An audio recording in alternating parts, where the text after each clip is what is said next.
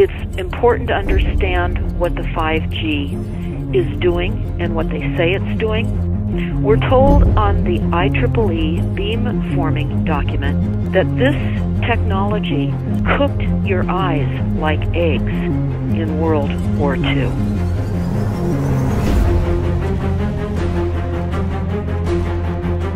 And you all need to understand these are military weapons. These are assault frequencies. If you garner nothing more than that, that's what you need to know. It's microwave radiation warfare. This is what this is.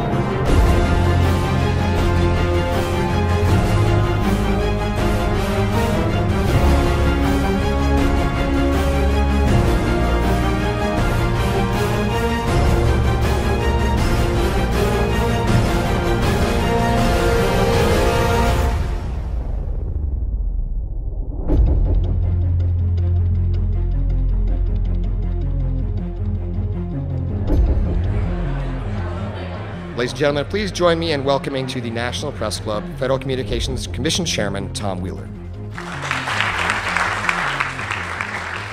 It's an honor to be here at the National Press Club.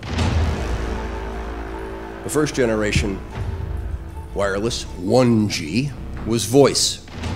The second generation, 2G, allowed both talk and text. The third generation, 3G, the internet, in a limited way. And today's technology, 4G, completed that digital migration.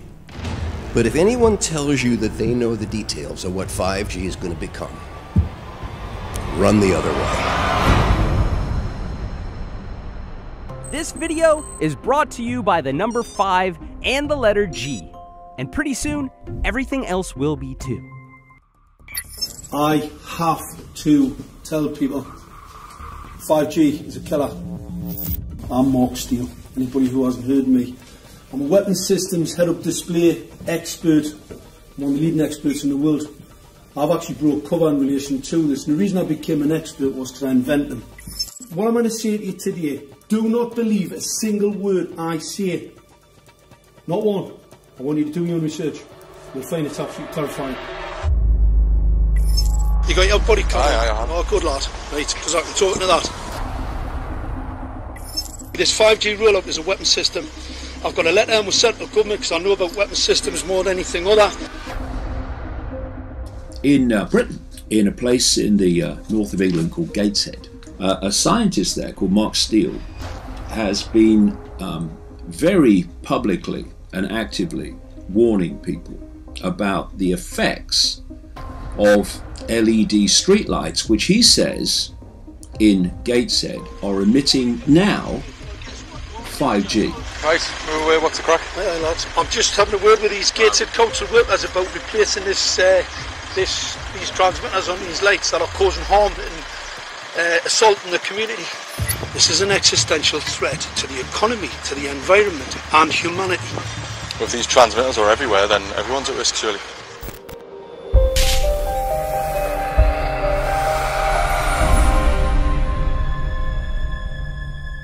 There's a lot of confusion about what 5G is. The G stands for generation. So you started off with the first transmitter system. Back in the 1980s. In the 80s, yeah. So you had 1G, then you had 2G. And as the generations moved on, you started to see more complex signal systems, cleverer pieces of antenna designs, etc., etc. So the whole thing became more data, quicker downloads, etc., etc. However, 5G is something completely different. Alright, let's get a breakdown. Let's tell the people what this really is. This is the 5G transmission device. Blinking heck, that's a hell of a beast, that, isn't it? These are the uninsurable transmitters. Just get a good look at that, guys, because obviously I know there's quite a few experts who want to see more detail about the transmitters and the chipsets. Just have a good look, boys. This is the control management system masquerade. There's an antenna there, you see that? What is this phased array antenna here? What's that? This is for phased array, alright? As you'll see, it's got a driver, it's got some chip there. It's one chip. Look at the chipsets on this. This is your dystopian world. What did Gateshead Council say? I'll tell you what, I think we better send some of these educated fools back to school, or just send them to prison. Whichever's the easiest. I think prison's probably better. Alright, that's 5G, guys. That's 5G hardware.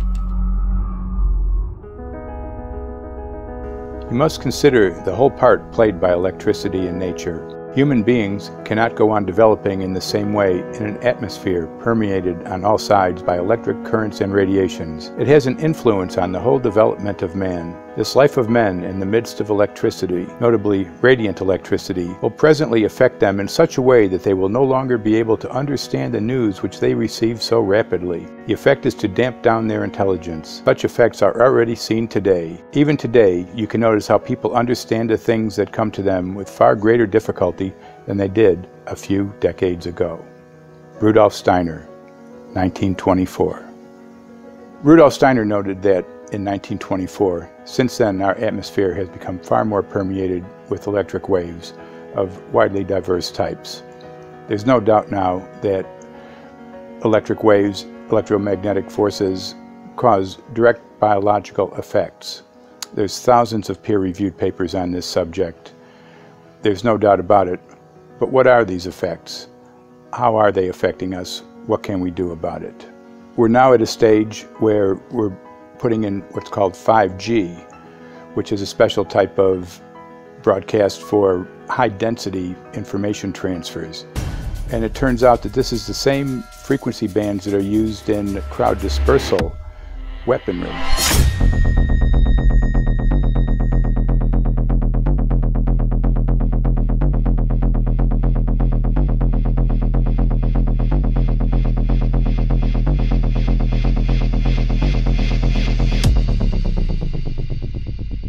5G, first and foremost, is densification.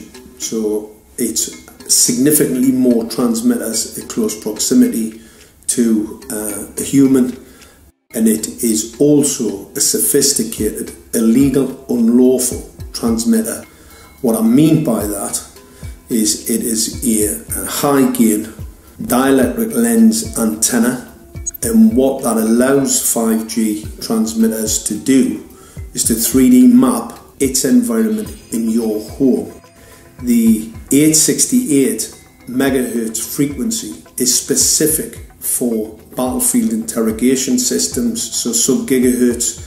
It allows the signal to travel through concrete brickwork with ease, and it can actually data gather. It is a target acquiring system. Phased array is basically radar off the battlefield. It is extremely good at identifying targets and being able to lock onto targets. And not only that, it can specifically target you as an individual. So any judge sitting on an interesting case, let's say, any lawyer, any barrister, anybody doing any work that is potentially controversial, your life could be at threat.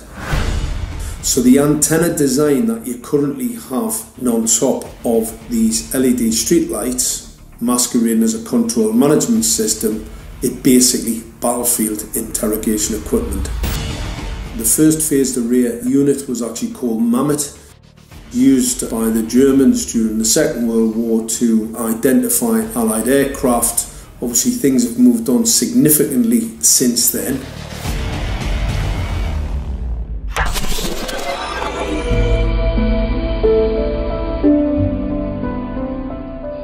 Well, I joined the Royal Navy in 1960, and I specialised in microwave warfare.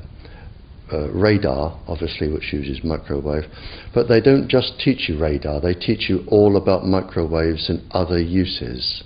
So I understood about microwave warfare and how it can damage people, how it can harm people. Microwaves then were used as weapons, as they are today. It is a perfect stealth weapon, and when governments don't like a group of people, For instance, the ladies who protest at Greenham Common in England about the American missile base they camped, they were microwaved. We microwaved Catholics in Northern Ireland to make them sick. It goes on all over the world, and it's a weapon that you don't know you're being targeted, because the dose is very, very low, which is actually more dangerous than a high dose. It's very, very low, and it may take a year or two, but you can cause neurological damage and cancers with low-level microwaves, and you can make all your opponents sick. It's a perfect weapon for a government. Our impulses are being redirected. We are living in an artificially induced state of consciousness that resembles sleep. Their intention to rule rests with the annihilation of consciousness. We have been lulled into a trance. They have made us indifferent to ourselves, to others. We are focused only on our own gain. Please understand, they are safe as long as they are not discovered. Keep us asleep, keep us selfish, keep us sedated. Almost immediately, I had neighbours knocking on the door, talking about children bleeding from the nose. I had images posted on Facebook. And one neighbour in particular came to my door and mentioned the fact that since the LED street lighting had been installed, she was bleeding from the nose every single night. I thought it was unbelievable. However, I spoke to another neighbour who lived not far from the first lady who mentioned this, and she also confirmed that since the LED street lighting had been installed, she also had started to develop nosebleeds and had never had nosebleeds before in her life. That then put me on a journey to investigate. I measured microwave radiation levels from the transmitters on top of the LED streetlights. The basic 868 megahertz, it was significantly higher than the current Council of Europe 1815 resolution, which is a maximum of 600 millivolts. I've measured up to over 3,000 millivolts.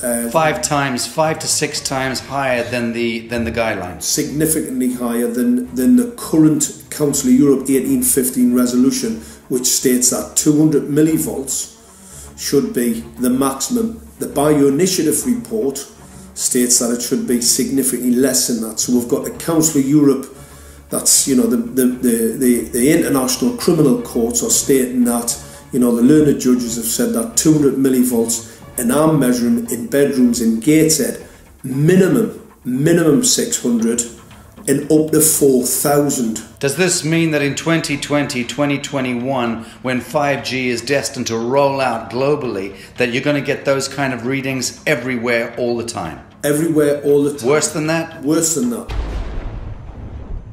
Yes, 5G will connect the Internet of everything.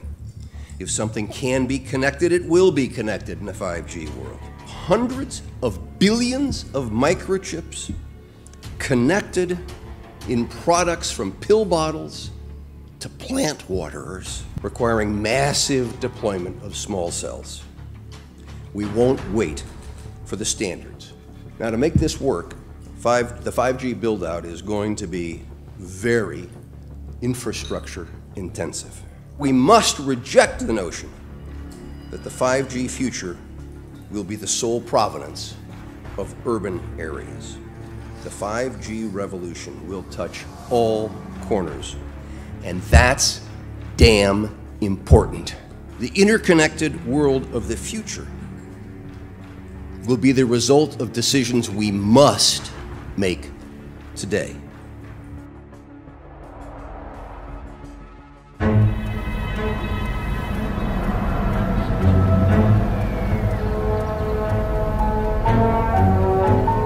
The main issue before us today is Senate Bill 637 and Senate Bill 894, the former by Senator Hune, the latter by Senator Knopf. We're going to invite the first 4 witnesses in support of the legislation, and that would be John Jones with Sprint, David Lewis and Andy Emerson with AT&T, Neil Krevda with Verizon, and Frank Alcavetti Jr. with T-Mobile. So be straight with me. Is it true? It could be. No, well, very few cases. There was an unfortunate incident out in Iowa. Look, gentlemen, practice these words in front of the mirror. Although we are constantly exploring the subject, currently, there is no direct evidence that links cell phone usage to brain cancer.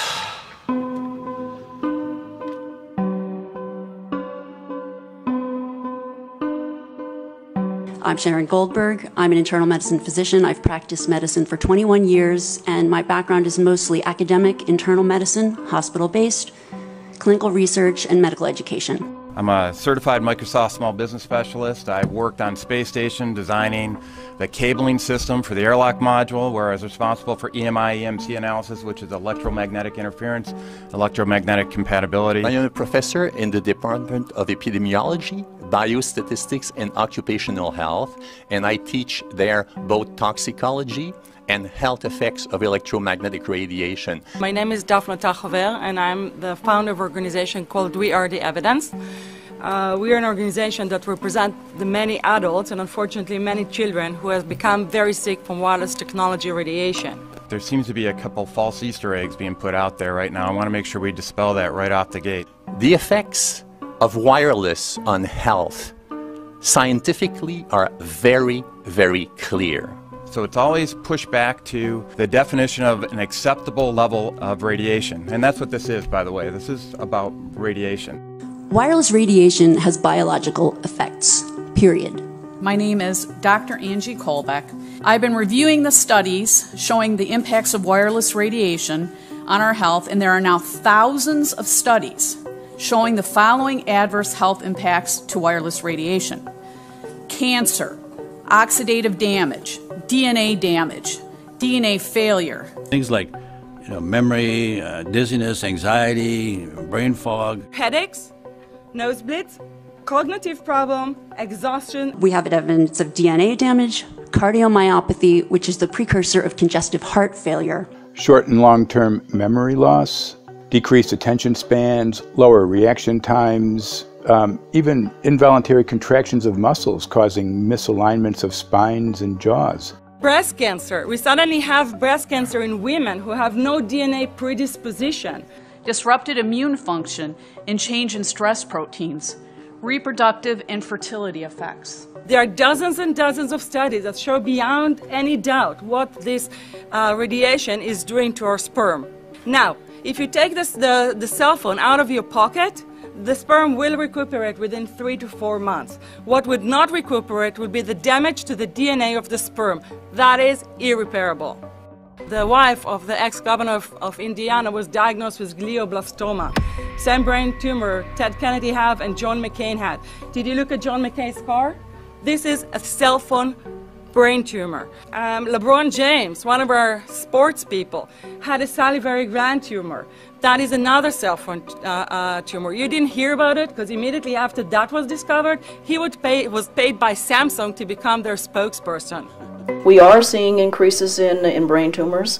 We're seeing increases in Alzheimer's. We're seeing increases in all of the neurotransmitter diseases, ALS, Lou Gehrig's disease, Parkinson's. These are all disease systems that are known to be associated with low-level energy exposures. We talk about 24/7, around-the-clock exposure, wherever you are and your whole body. You never get away from it.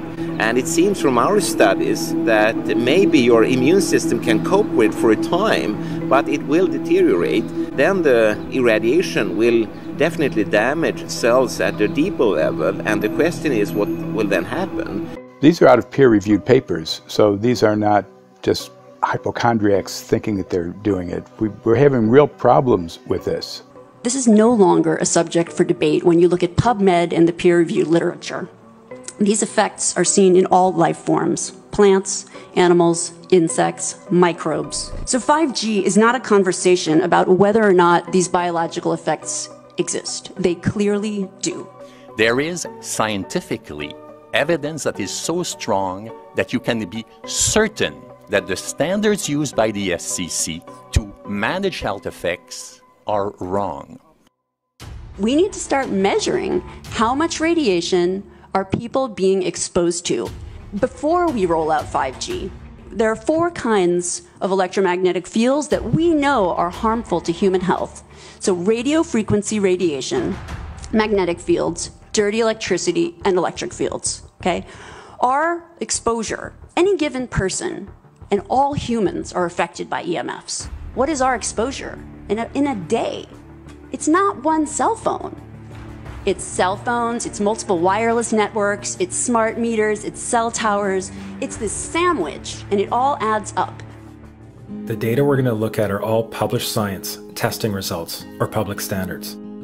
At the bottom end of the radiation scale of what's called power density, or signal strength, is the minimum level at which cell phones will work, which was found to be 0.2 billionths of a microwatt per centimeter squared. Pine needles were found to age prematurely at 0.000027. At short-term exposures of 0.05, children aged 8 to 17 experienced headache, irritation, concentration difficulties, and behavioral problems. 0.1 is the biobiology or building biology guideline for extreme concern. 1.0 produced sperm DNA fragmentation and a decrease in sperm viability in vitro. Also at 1.0, the science shows the following bodily effects can occur: headaches, dizziness, fatigue, insomnia, chest pain, difficulty breathing, and indigestion. 2.5 saw altered calcium metabolism in heart muscle cells. 4.0, changes in the hippocampus affecting brain memory and learning. And at 6.0, DNA damage in cells. So, where are smart meters on this list? Electrical Power Institute in December 2010 measured a single Itron smart meter with pulses up to 7.93 microwatts per centimeter squared. Our own testing indicated approximately 8.0 with 1 meter. These tests are at a close distance, approximately 1 foot away from the meter, but an infant's crib could be just as close on the other side of the wall where the meter or bank of meters are installed. Even though there are all these known health effects at levels far lower, Switzerland, Liechtenstein, and Luxembourg see fit to set the standard at 9.5. And China, Poland, and Russia, 10.0. This is the same level at which behavior has been altered, producing reflexes of avoidance following 30-minute exposures. A room of 12 smart meters, very common and even a conservative number in an apartment building, tested at 19.8 microwatts per centimeter squared. This is hundreds of times higher than levels which clearly indicate harmful effects. So, how can utilities and governments get away with forcing these devices on everyone? This is how. In Canada and the US and several other civilized countries, the safety limit is set at 600 to 1,000 microwatts per centimeter squared. This so-called safety limit is literally tens of thousands of times higher than levels which are known to damage health, according to peer-reviewed published science.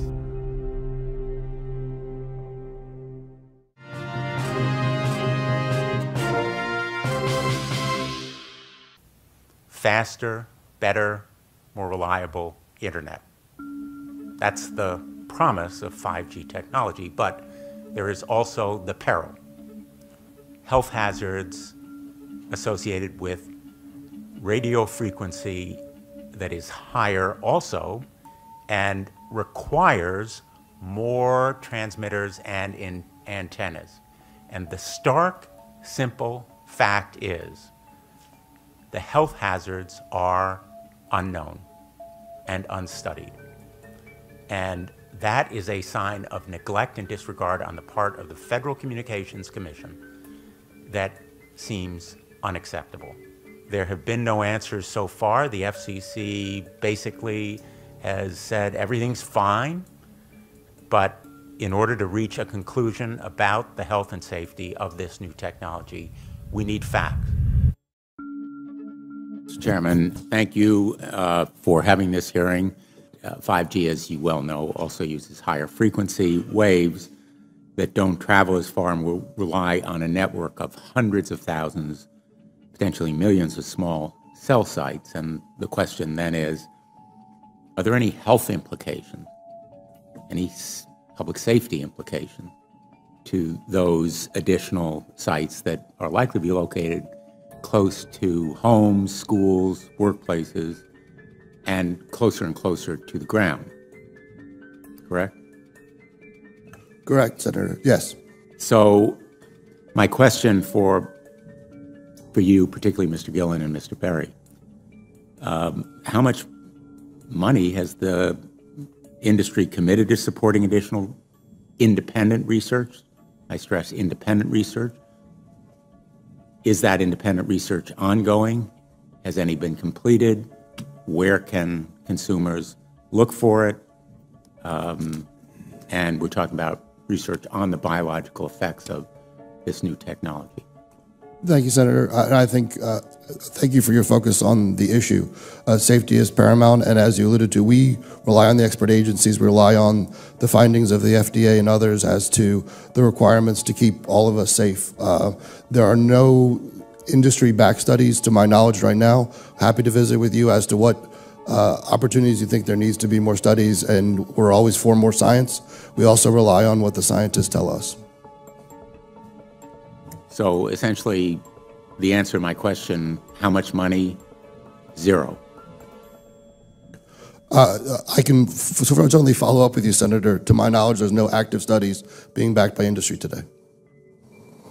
Anybody else know of industry commitments to back research, fund it, support it, to ascertain scientifically the health effect? No, I'm not aware of any. So there really is no research ongoing. We're kind of flying blind here, so far as health and safety is concerned. Thank you, Mr. Chairman.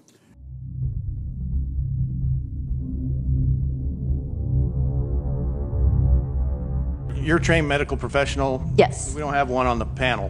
What are we to make with of the American Cancer Society, for example, telling us there's no evidence of harmful product? Many of these organizations have conflicts of interest. Very briefly, if you can, what do you mean by conflict of interest? One of the first things that you teach residents is that you always have to look at the funding. There's a tremendous amount of sponsored research by people who are hired to do studies to find no effect. And that's plagued this field in a number of countries. The radio frequency radiation work that we did was supported by Motorola. The relationship was really very cordial and very stress-free, but only up until we started generating data. These folks were very, very upset and began to talk about how are they going to handle this, what sort of spin can we put on this, what can we expect from this, and from that point on the relationship changed. What we saw was that Motorola began to exert more and more control over the work, telling us what to do, telling us how to write abstracts, what to say in the abstracts, what to say in the papers, how to do the work. No, don't do this. Yes, do it this way. This was unacceptable. I had completed our study of DNA damage, and I submitted the final report to Motorola. They simply weren't willing to accept my interpretation of my study, my evaluation of my study, my knowledge of science at that point, and tried to urge me not to publish the study. Did you hear about people coming to you as far as having complaints about illness? We were made aware of health complaints following installation of smart meters, and we wanted to verify this using our field work. So I measured the field of about 30 different people while they stood 1 foot in front of the smart meter, and in every single case the human energy field was obliterated as they stood in front of the smart meter. So in our first slides, what we see is normal cells, and the structure of the cells is intact and sound. This is what we would expect from a normal sample. So after 2 minutes of exposure in front of the smart meter at about 1 foot away, we see a totally different story. Sample 1, you can see a lot of degradation in the cells. The cell walls have been broken, and you see changes in the cells which are called mycoplasma. It shows a mutation to the cell. In the second sample, we see a different type of degradation to the cell membranes. You can see a corrugation here. This is called bottle cap formation, and it's known that this occurs due to oxidation or exposure to free radicals. So this third subject, when we did her sample, she had to be pulled away from the meter after 45 seconds because she complained about an increasingly severe headache. And here you see a phenomenon called rouleau, where the red blood cells are stacking up, which makes it very difficult for the blood to deliver oxygen to the tissues as they would be their normal function. Every single one of these is a degradation. Every single one of these shows a trauma to the blood cells, and that came from something, and the only variable was the smart meter. The good news in all this is the patient and the blood can return to normal once they have been removed from the influences of these stressors.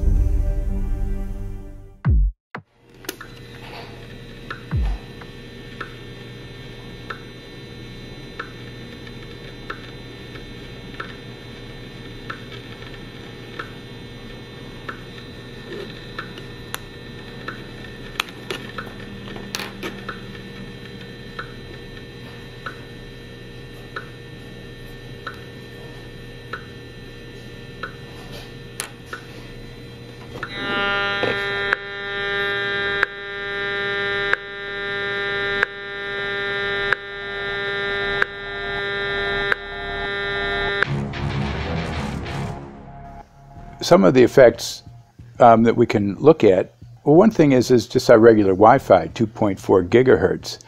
That's in the same range as microwave ovens, which are also called radar ranges, because that is radar. 2.4 gigahertz is interesting. It's not the peak absorption rate in water for microwave frequencies, but it's at a point where it allows full penetration, because if it came in at the peak, it would prevent the insides from getting warm. So that's with basic Wi-Fi. Now when we look at 5G, 60 gigahertz, this is what they call active dispersal sort of weaponry, just to keep people back. It burns the skin. It doesn't penetrate, but 60 gigahertz is the frequency of oxygen molecule absorption.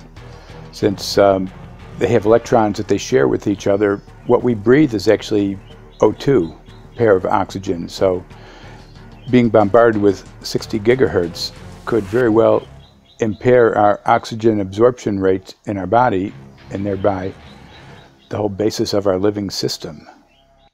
Martin Pall says, putting tens of millions of 5G antennas without a single biological test of safety has to be about the stupidest idea anyone has had in the history of the world. So assessing all this, we have experts in various fields: military EMF weaponry, biological effects on humans, firefighters that are getting cognitive impairment by being there in them, countries that are banning these sort of technologies around schools because of the impairment to cognitive. Let's weigh that up in light of what Rudolf Steiner said in 1924 about just mere radio causing the impairment of cognitive functions on people, that they can receive news from around the world, but they can't understand it as well because of the effect of the electricity. We have to say, something smells sinister here. With the 5th generation, it's actually a whole new ballgame. It's not using the same technology. They're switching to military-grade millimeter wave technology. And when you look at this technology, I mean, if you go and look at DARPA reports, come and look at some of the patents that the United States military has put out on what they can do with psychological weapons, all sorts of things, crowd control, active denial, anything you can think of, this is what they can do with 5G. So any type of military application you can think of which has an electromagnetic base, they can do with 5G. And they're putting this out blanket across the population. Ladies and gentlemen, the President of the United States. Good evening, my fellow Americans. In the councils of government, we must guard against the acquisition of unwarranted influence, whether sought or unsought, by the military-industrial complex. The potential for the disastrous rise of misplaced power exists and will persist. We must never let the weight of this combination endanger our liberties or democratic processes.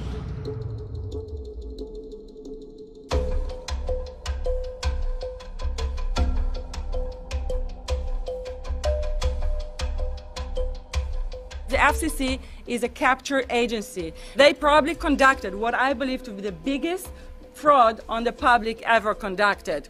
The FCC has been described by Harvard University's Center for Ethics writer Norman Alster as the most captured agency in D.C., acting more as an industry cheerleader than a regulator. This is especially true today with 5G, where there are serious safety concerns and potentially misleading information coming from the FCC.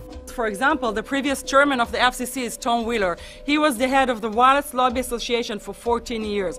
Now remember, Obama told us there would be no lobbyists in his administration, so he took the biggest lobby and put him as a head of the FCC. And that's damn important.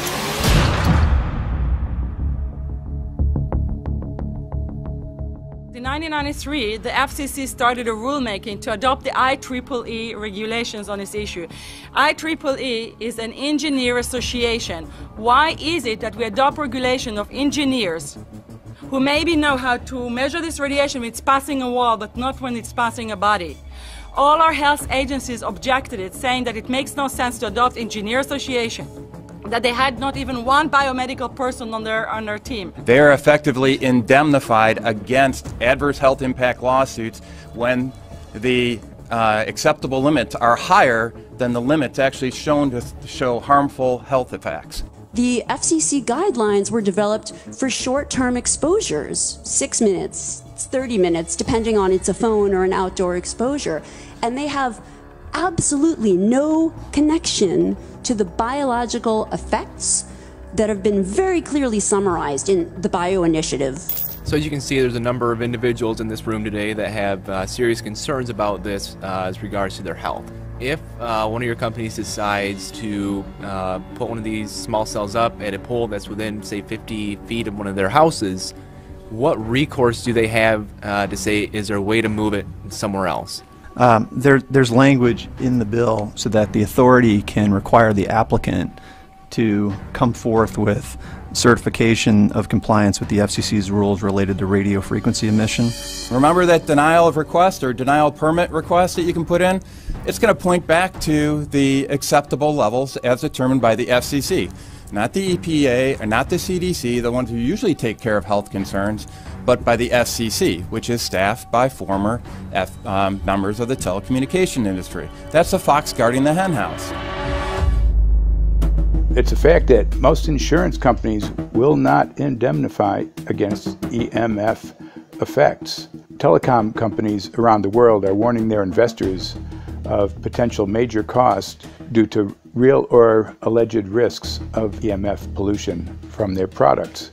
Interestingly enough, they're warning their investors, but they're not telling their customers. They're basically keeping it quiet because that's where their money comes from. So we're using technology that could be very potentially harmful to us, and the investors know it. But their only worry is that they might lose money, not that our health might be affected. First of all, I think what you should really think about is why is it that they're not insured? It's not that they chose to be self-insured. They're actually rejected by the insurance company from being insured because they understand the risk. And so the insurance companies, the big insurance companies, will not insure the telecommunications? So there's insurance companies, and then there's what's called secondary insurance companies. Secondary insurance companies are the insurance companies that insure the insurance companies. So in an event that an insurance company, let's say I insure Verizon, and it may not be able to meet the claims, then the secondary insurance company is kicking in. Like Lloyd's of London. Sorry? Like yes, Lloyd's of exactly. London. So two leading ones would be Lloyd's of London and Swiss Re. Both told the insurance company not to insure the wireless industry, and this is why they're not insured. And that should give you a hint. Now, this is exactly why they have to prevent a health lawsuit. And how did they prevent lawsuit? That goes back to Section 704.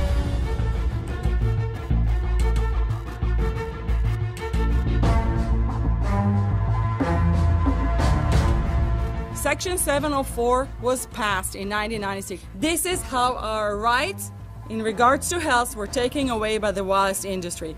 What this legislation did, it gave the power to regulate the health effects of wireless technology to the FCC.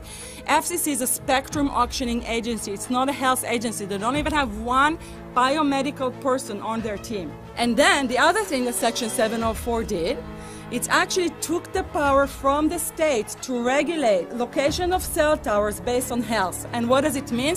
It means that if they want to put a cell tower in front of your home, you cannot go to your city council and say, hey, stop, I don't want it. I just heard in a lecture that there are 10,000 studies proving that it's harmful. I don't want it. My child is sick. They will tell you, stop. You're not allowed to mention this in the city council because Section 704 says that if you will, and if the application will be rejected, the city will be sued, can be sued by the wireless industry.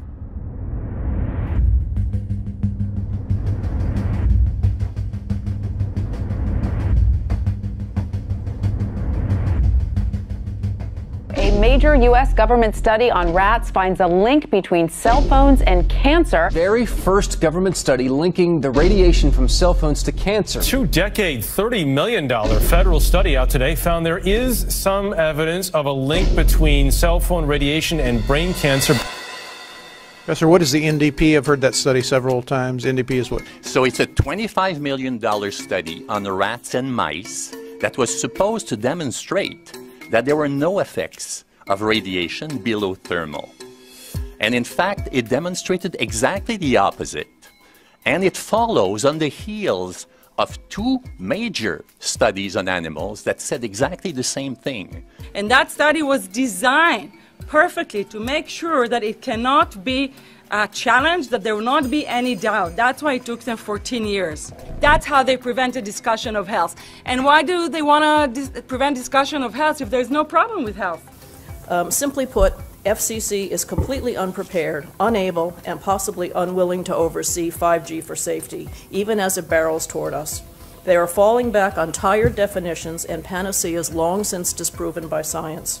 To make matters worse, recent FCC rulings and numerous industry-friendly bills passed at state and federal levels between 2016 and 2018 removed the last vestiges of local and state review over infrastructure siting, just when we need it the most. When those first studies were performed years and years ago, nobody knew about the importance of the microbiome, the role of the microbiome and the immune system, and even less the role of the microbiota inside our brains, that is, the microbes that are normally resident inside our brains, whose influence on brain function is nothing but immense. And you may think, well, who cares about the microbes? The less microbes we have, the better it is. Well, we know by now that this is not absolutely the case, because microbes are truly essential for the development and function of all our organs and systems. Our immune system is based on the microbes we have in our gut. And our brain also has microbes that influence its function. In tests, it's been found things like mold. If you grow mold inside a Faraday cage, it'll grow one way, and then even if the electromagnetic fields are around, take the Faraday cage away and some sort of 600 biotoxins are developed within the mold because of the effects of the EMFs upon it. Electromagnetic fields, even of weak quality, have an effect upon our microbiome, which is really essential to our whole being. This is going to eviscerate microbial DNA inside human beings, which is our effective operating system, number one. So it may not impact human DNA in laboratory experiments right now, and they're saying it doesn't impact human DNA. But given that human DNA is less than 1% of the cellular DNA in the human body, the rest of the cellular DNA is microbial, and we know that this will eviscerate microbial DNA. So we're talking about a takedown of the operating system of human beings. Exactly. I couldn't have put it better myself.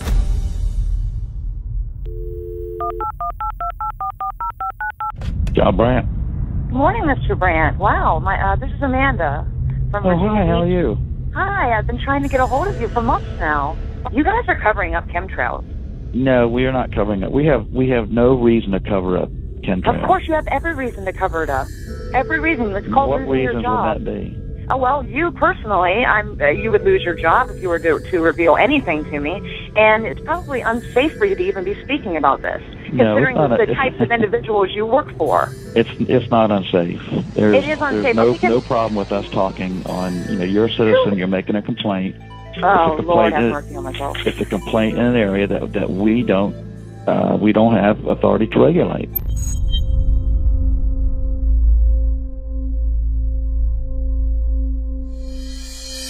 So the connection between chemtrails and 5G.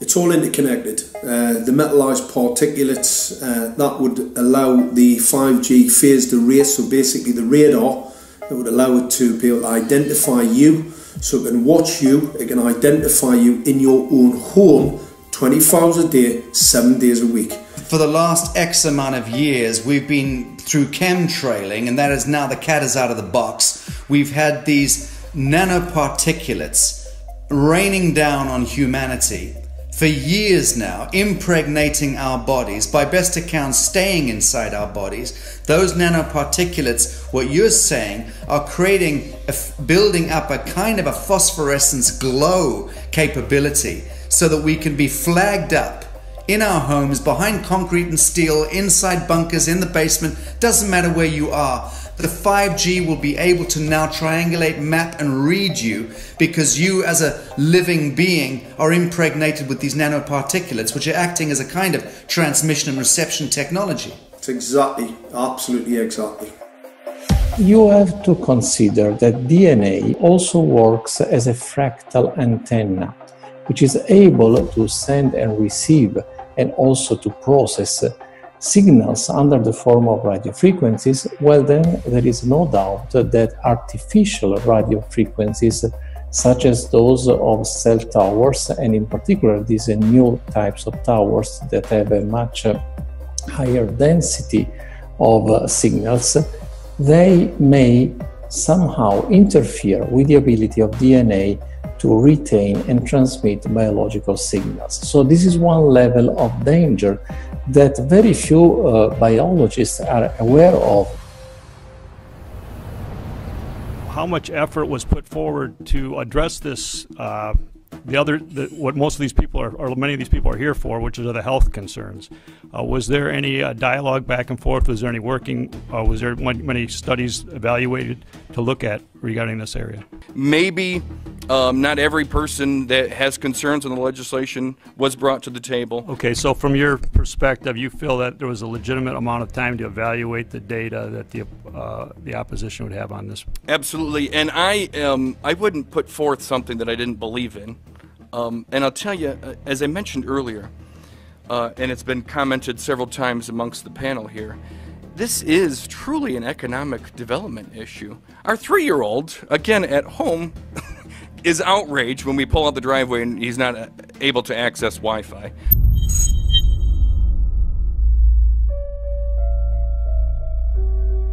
I think anyone who puts Wi-Fi into a school should be locked up for the rest of their life. I really do. I think they're not fit to walk on the surface of this planet because they haven't looked at the research, and whatever incentive they have, it is not worth the genetic problems that parents are going to face with their children when they're born.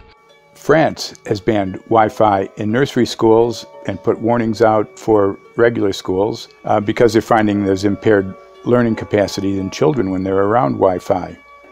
And they have to put up warning signs where they put Wi-Fi transmitters. When I got sick and I learned that they're putting Wi-Fi in the schools in Israel, I was very sick at the time, but I could not tolerate the thought that children in the schools will become as sick as I have. And after a few months of correspondence, I submitted a Supreme Court case in Israel to ban the use of Wi-Fi in the schools and replace them with wired network. The 4 top diseases that kill our children, our young adults right now, are brain tumors, thyroid cancer, testis cancer, rectal cancer, everywhere we put our cell phones. And a lot of our children are sick and they're being misdiagnosed and mistreated because the wireless industry has put billions and billions of dollars in the past 30 years to mislead the public as to the health effects and keep the public uninformed. We are performing an experiment on children We are exposing children to microwave radiation for 6 hours during every school day. We have had absolutely no studies looking at the long-term effects of this radiation on young people or even on adults. A considerable amount of research shows that developing brains and bodies of children are much more affected than adults. And there are clear indications of a link between increased electromagnetic fields and autism spectrum disorders. We took 10 autistic children and went back to the sleeping location where the mother was when she was pregnant with that child and compared it with the sleeping location of a mother that gave birth to healthy children. We had 10 mothers in that group, 10 mothers in this group, and in the group of the autistic children we found that the measurements that we got for the microwave exposure was elevated compared to the group of children that were normal. The fetus is affected. The exposure to man-made electromagnetic fields has become the first factor that could be isolated ever in autism that could predict autism. The fifth generation of wireless technology, or 5G as it's being rolled out worldwide without safety testing. Let me say that again, without safety testing. And how we've got scientists and doctors and environmental organizers saying, stop this. Because in terms of the effects of wireless radiation, the science is in.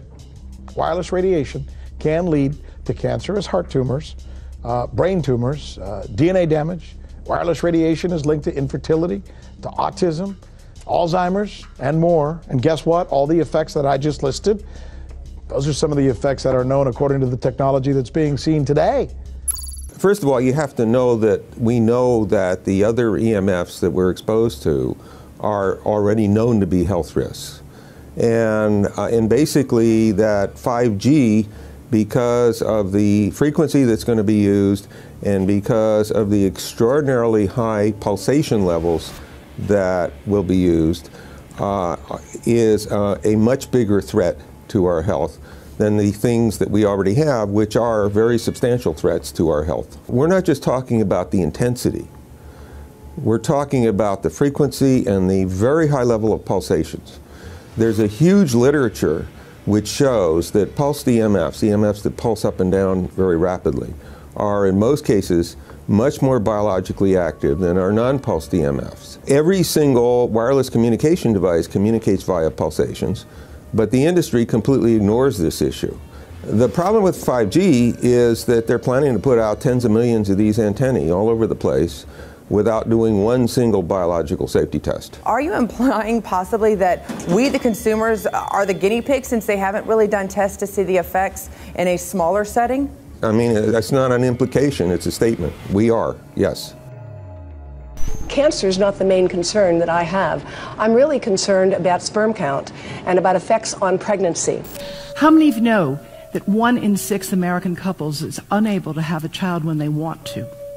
How many of you know that last year the birth rate in this country dropped the most that it ever has in recent history, 3% in a single year? People look at the sperm, and people use cell phones, and the sperm, usually sperm swim, and they swim straight.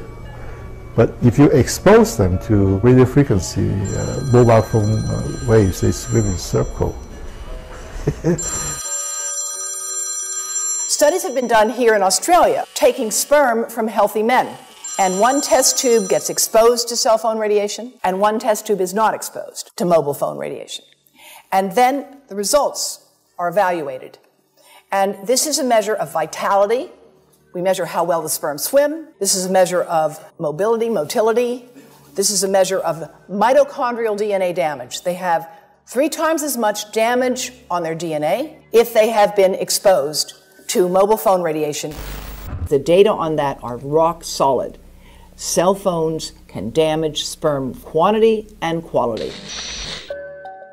Your embryo, your uterus in the fetus, where your child is developing for the first 100 days, in the ovaries, the eggs do not have that protection.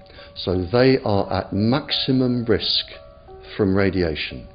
And for the first month or so, you wouldn't even know you were pregnant. You wouldn't even be taking precautions. That is the main danger area. So you give birth to a daughter, but her ovaries are now contaminated. She may be normal, she may be genetically damaged, but her ovaries are at the most risk. So when your daughter grows up and she becomes pregnant and has a baby, this is where one of these eggs will be fertilized and come out. So the real damage here is your grandchildren. That is where it is going to show most. Do you think that there is a chance that within the third generation of females, they may be irreversibly sterile? Not in the third generation, but in the fifth generation, and that would for humans be something in the order of 150 years ahead of us. And of course, then it's too late to say that you are sorry, and it's very too late to say stop. There is a wealth of papers. I mean, we're talking about thousands of published papers in the scientific literature, few of which, or sometimes none of which, have entered the official documentations from authorities and likewise. So I think it's really time to have an independent compilation of data. Such was done at August 31st, 2007 in the form of the Bioinitiative report, of which I was one of the authors. And then we put together approximately 2,000 scientific references on a little bit more than 600 pages, clearly saying that if you, for instance, if you are a rat or a mouse or a cell or a molecule, you should definitely not allow yourself to be exposed to this. And in the meantime, we have this full-scale experiment using our own kids. One interesting case, John Patterson. He was a telecommunications engineer in Sydney, Australia. Very brilliant man. For 20 years, John tested Telstra digital systems. Over the time, he realised the dangers of electromagnetic radiation. It disrupts the bioelectric system of your body, which is really your brain, your nervous system, how your muscles talk. And he tried warning of these effects through different agencies, through his company. Got all the test gear out and measured it and drew up a report, and I was immediately removed from service. Finally, in 2007, he took matters into his own hand. He commandeered a used British Army tank and went and destroyed 6 cell phone towers in Sydney, Australia, because he wanted to stop this. He was trying to make a point. The message was that how dangerous it was. You know, these people were elected by us to manage our infrastructure in a responsible manner. That is the sole purpose of government if it's going to exist at all. And if it doesn't do that, then it has no right. It is invalid. So we need to pull this infrastructure down. We really do. But in order to do that, I mean, we can't just be some violent domestic terrorist. You've got to bring this awareness to the people that these towers are doing them damage. You don't need bandwidth that fast. And they're not doing it so you can download movies quickly. They're doing it so they can track every single thing you do and bring in this social crediting system to control even everything you think. There's a story about a lady called Claire Edwards. She was a United Nations staff member, and she was warning of the potentially catastrophic dangers of 5G technology. I took the issue to the UN Secretary General, Antonio Guterres. He is a physicist and electrical engineer, and lectured on telecommunication signals early in his career, yet asserted to me that he knew nothing about the dangers of 5G. Current public exposure levels are at least 1 quintillion, that's 18 zeros, 1 quintillion times above natural background radiation, according to Professor Olle Johansson of the Karolinska Institute in Sweden. The highly dangerous biological effects of EMFs have been documented by thousands of studies since 1932, indicating that we may be facing a global health catastrophe orders of magnitude worse than those caused by tobacco and cigarettes. 5G is designed to deliver concentrated and focused electromagnetic radiation in excess of 100 times current levels in the same way as do directed energy weapons. There is currently an international appeal signed by 237 EMF scientists from 41 nations urging the UN and particularly the WHO to exert strong leadership in fostering the development of more protective EMF guidelines, encouraging precautionary measures and educating the public about the considerable health risks, particularly the risks to children and fetal development. Sorry, because we are talking with someone that is a little bit ignorant on these things. You're talking to the Wi-Fi systems? I become worried because I put those devices in my house. I will have to, I confess my ignorance on this. We will have to, but I'm going to raise this with WHO, which I think is the organization that might be able to deal with it properly, because I must confess I was not aware of that danger.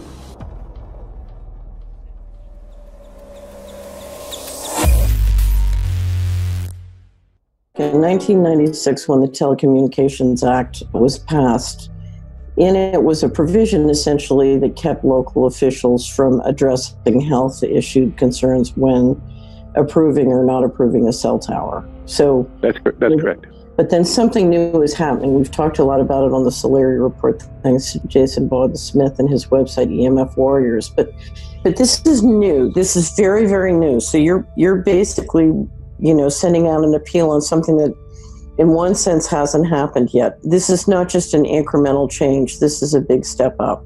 It's a sea change. An onslaught's not an improper word. It's a bombardment.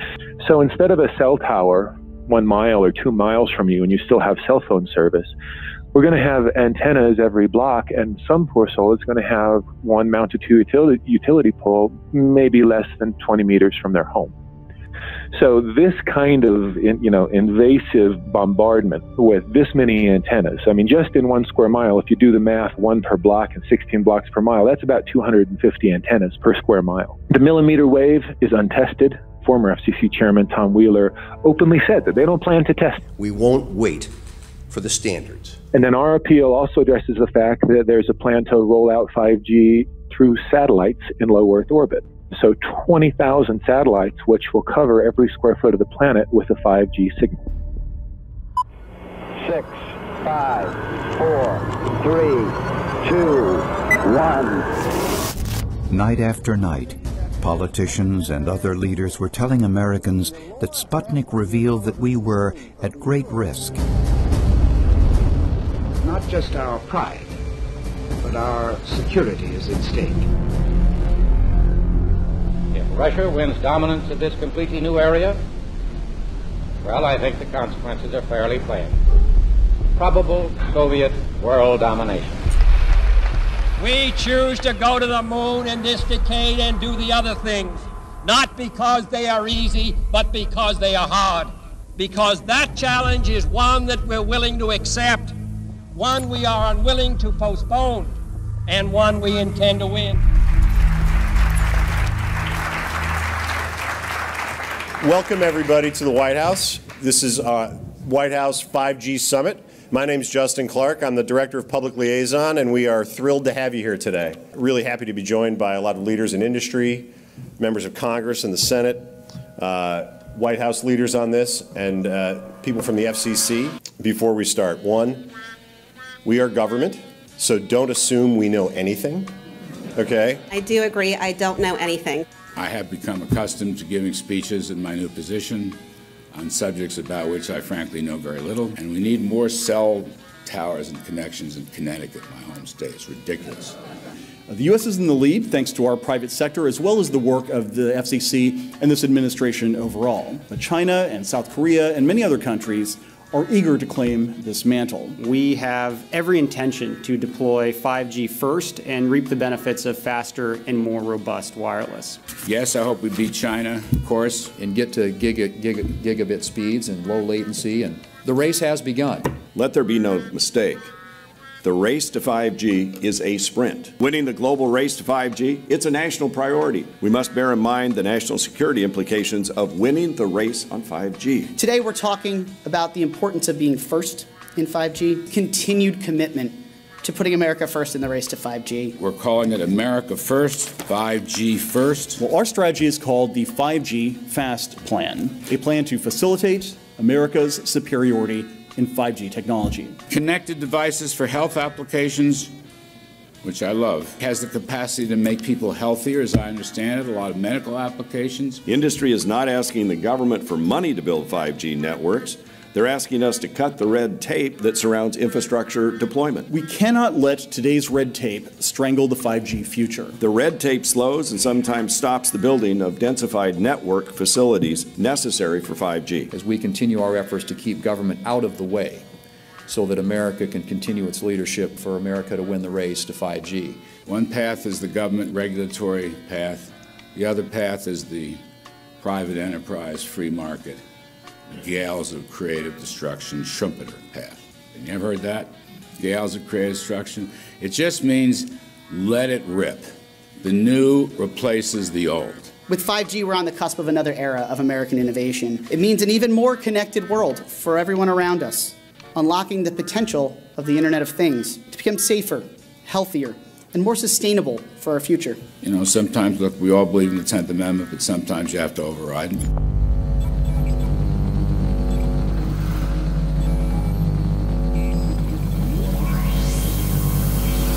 By the way, the 1996 bill permits that kind of override. We're not here to be completely heavy-handed, but sometimes you got to do what you got to do. And some of these states or cities that don't want to cooperate want to shake us down. We can't allow obstacles and barriers to stop this movement. That's all.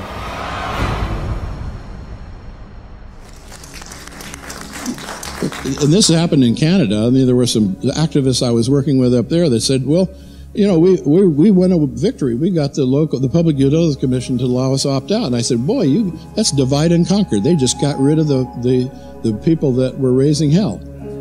So, you know, that's not the answer. We need to opt out everybody. An opt-out is an agreement to pay to not be harmed. An opt-out is volunteering into extortion. An opt-out says that if I don't pay you, you have the right to harm me. So that doesn't work.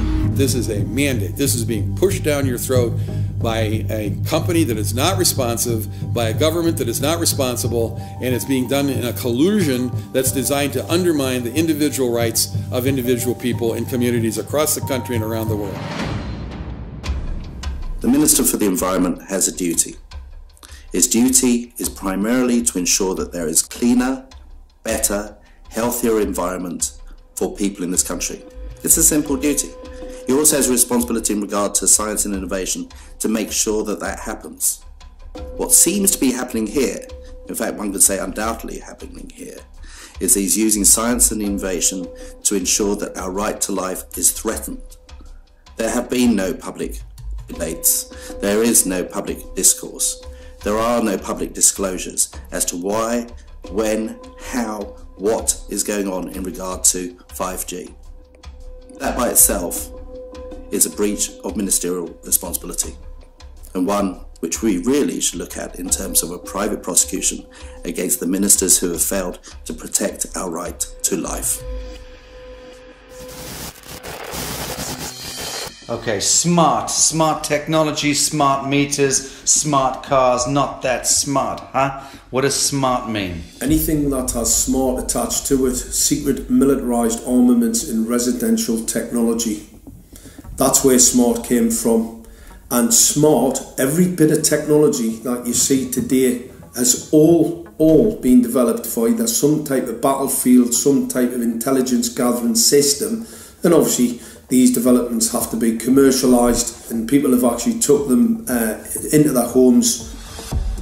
The definition of a smart grid is a wireless system that will fundamentally turn every single appliance in your home into the equivalent of a transmitting cell phone. That's every computer, every television, every furnace, every air conditioner, every coffee machine, every printer, every single appliance that you have in your house will eventually, in a smart grid, have an antenna that's embedded into it that will transmit your usage data to a smart meter on the outside of your home that will then transmit your usage data to another tower receiving that usage signal that will then go to the utility company for supposedly billing purposes.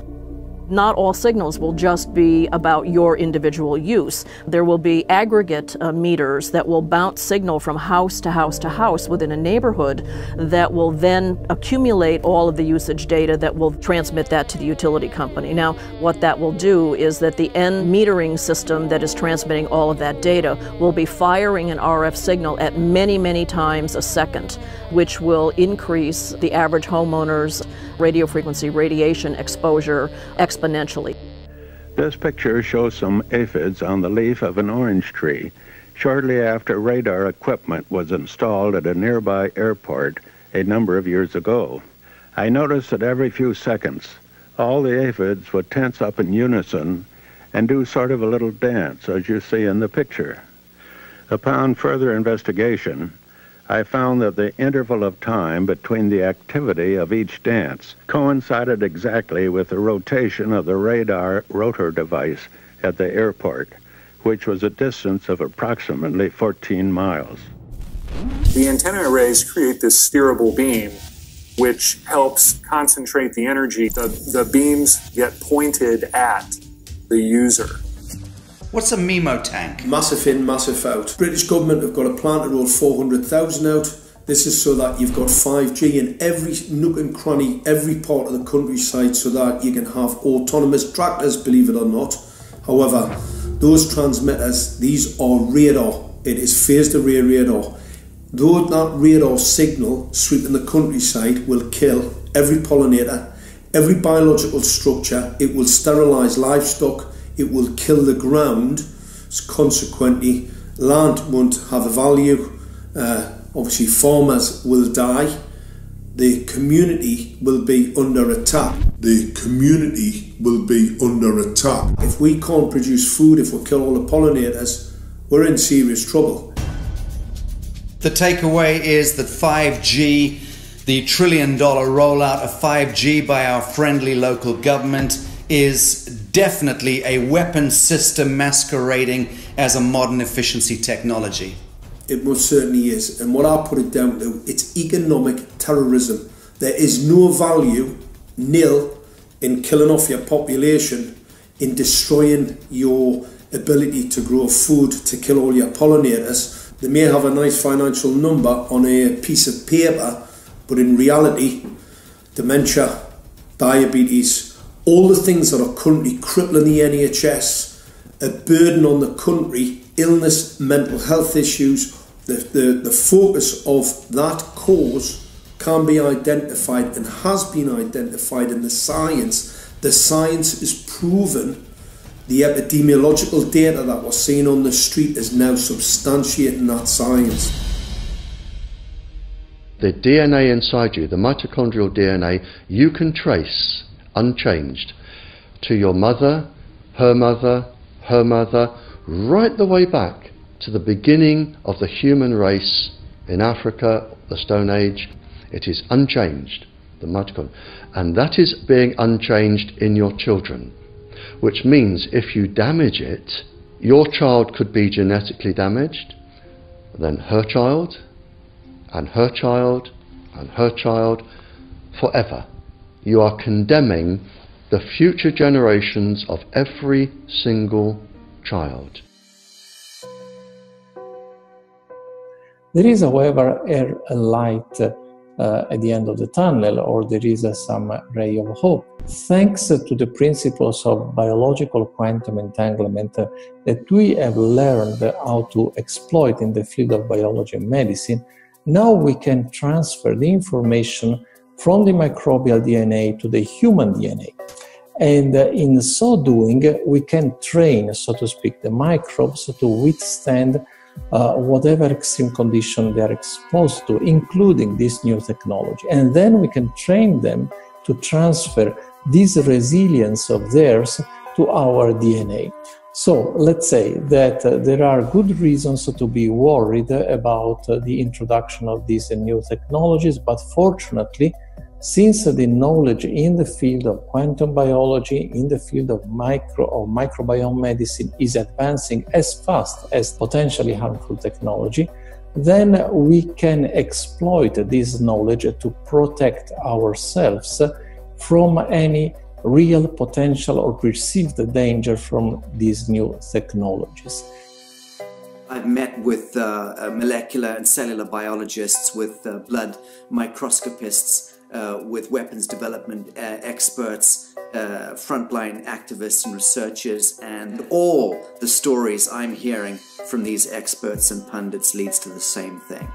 5G is almost certainly the end game.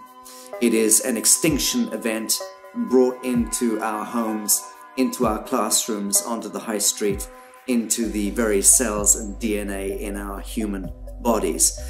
It is such a perilous threat that it is almost impossible to imagine, let alone describe. When the 5G signature goes live, it will tap into a multitude of satellites which are in geosat orbit around the surface of the Earth. Millions of surface antennas will pick up that signaling and will then scatter the signaling into hundreds and hundreds of millions of different micro antenna systems set up on street lamps and even in your home, which you're not aware of incidentally. The LED light bulbs in your home invariably contain the micro or nanotech lens flare capacitors which will receive the 5G signaling, and it will proliferate the 5G signaling everywhere by exploding the signal into billions of photons which will target everything all at the same time. This is stealth technology. This is invisible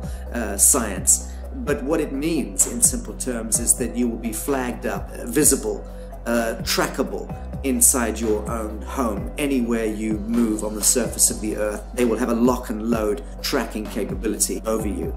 You will be visible to invisible masters, each one of us, all the time.